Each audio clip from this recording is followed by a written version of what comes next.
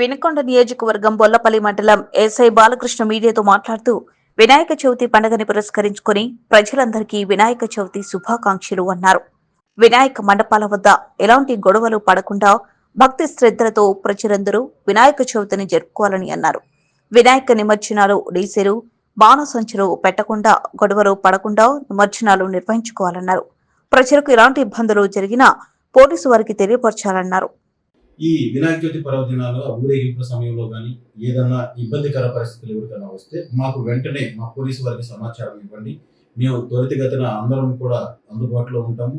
ఏదైనా సమస్య వస్తే మా దృష్టికి తీసుకురండి. అంతేకాని ప్రజలెవరూ కూడా ఒకరితో ఒకరు గొడవపడి ఆ గొడవను పెద్ద చేసుకొని ఇబ్బంది పడే విధంగా చేసుకోకండి.